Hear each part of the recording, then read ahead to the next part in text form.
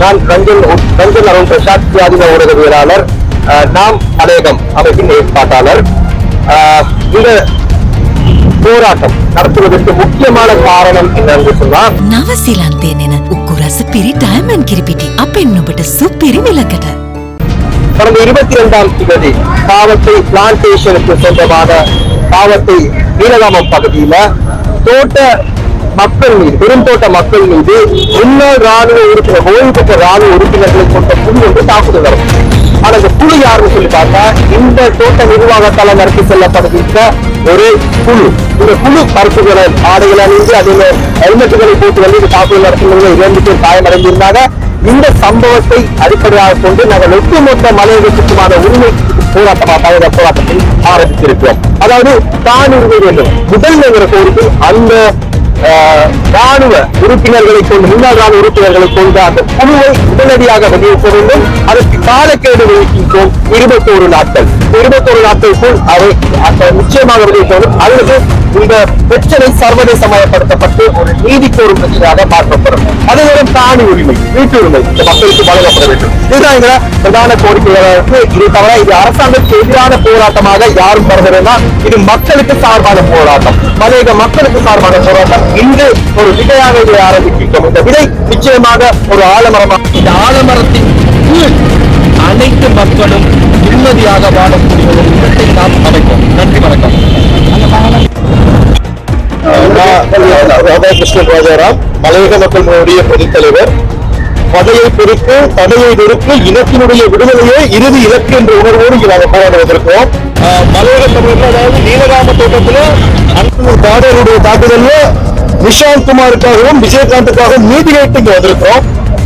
எங்க தம்பி சொன்னது போல இது அரசாங்கத்துக்கு அல்ல, அரசாங்கத்தினுடைய செவிகளுக்கு மலையகத்தினுடைய உணர்வு என்னன்னு போய் சொல்லக்கூடிய ஒரு போராட்டம். உணர்ச்சி வசப்பட்டு இங்க பேச வரல. ஆனா மலையக தமிழன் உணர்ச்சி வசப்பட்டா என்ன ஆகுங்கிறதுக்கு இந்த இடம் ஒரு தீப்பொறி போல நாங்க ஆரம்பிச்சிருக்கோம். எங்களை பொறுத்த மட்டும் இந்த நீலகாமத்தில் ஏற்படுத்தப்பட்ட அந்த தொழிலாளர்களுக்கு எதிரான அந்த வன்முறை, அந்த அடக்குமுறை ஒட்டுமொத்த மலையகத்தில் எங்களுடைய கோரிக்கையாக இருக்க போகின்றது. எனக்கு இந்த அன்பு தம்பிகளுக்கு உறுதுணையாக இருப்பார்கள். இதுல அரசியல் கட்சி, தொழிற்சங்க எல்லாவற்றையும் மறந்து எங்களுடைய நோக்கம் ஒண்ணுதான், மலையகத்தை சார்ந்த அத்தனை பேருக்கு நில உரிமை வேண்டும். இந்த கொழும்பு இந்த பிரதேசத்துல கொழும்பு வளர்றதுக்கு, மேல்மாகாணம் வளர்றதுக்கு மலையகத்தினுடைய உறுதுணையும் ஒத்துழைப்பும் அளப்பரியது. அது இல்லைன்னு சொல்ல முடியாது. மலையக தமிழன் இல்லாட்டி சில இடங்கள் இன்னைக்கு ஸ்தம்பிச்சு போகும். அதுல அவனுடைய பங்களிப்பும் இருக்கு. ஆகவே மலையக தமிழன் வசிக்கக்கூடிய இந்த இடத்துல இருந்தாலும் அவன் பிறந்த இடமாக அவருடைய தாத்தனும் பாட்டனும் அப்பாவும் அக்காவும் அண்ணனும் அண்ணாவும் வேலை செஞ்ச அந்த தோட்டமாக இருந்தால் அத்தனை பேருக்கும் நில உரிமை வேண்டும். மலையக தமிழன் அத்தனை பேருக்கும் நில உரிமை வேண்டும், நிலம் வேண்டும் என்பதுதான் இனி எதிர்கால என்னுடைய இந்த கோரிக்கையாக இருக்க போகின்றது. அதற்கு மையப்புள்ளியாக அமைந்தது வட்டப்புறையில நீலகாமம் என்ற தோட்டத்தில் தொழிலாளர்கள் மீதான அடக்குமுறை செய்தது, காணி அபகரிப்பு, எங்களுக்கு நிலம் கொடுக்காத தன்மை, அத்தனையும் வைத்து நாங்கள் எங்களுடைய போராட்டம் அதுவாகத்தான் இருக்க போகின்றது என்று சொல்லி, வீழ்வதில்லாமாயினும் வாழ்வது எங்கள் மலையக சமூகமாக என்று சொல்லிவிடும். அனைவருக்கும் அன்பான வணக்கம். நீலகாமத்திலே நடைபெற்ற வன்முறை சம்பவத்தை நாங்கள் எல்லோரும் அறிந்திருக்கிறோம். உண்மையில் ஒரு தனி ராணுவத்தை தோட்டத்திற்காக அங்கே நடத்தி கொடுக்கிறது.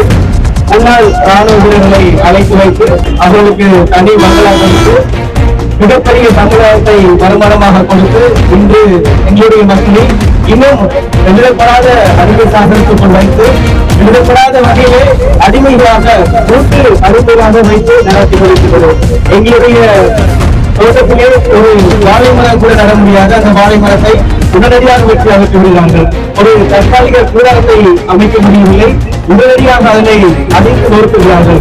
எங்களுடைய தாய்மார்கள் எங்களுடைய கொழுந்து மலைகளிலே அல்லது ரப்பர் தோட்டங்களிலே வேலை செய்யும் போது ரகசியமாக அவர்களை உற்று பார்த்து தேவையில்லாத பாலியல் தொந்தரவுகளை கொடுக்கிறார்கள்.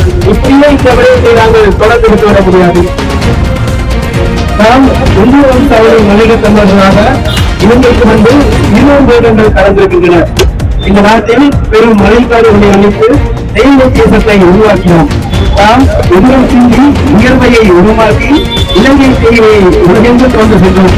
அந்த பெருமை தான் இன்று வரை இலங்கையை உன்னதமான இடத்தை வைத்துள்ளது. நாம் இந்த நாட்டின் குடிமக்கள் இங்கே பல தலைமுறைகளாக வாழ்ந்து வருகின்ற போதிலும் எங்களுக்கான உரிமைகள் கிடைக்காத சமூகமாகவே நாம் வாழ்கின்றோம்.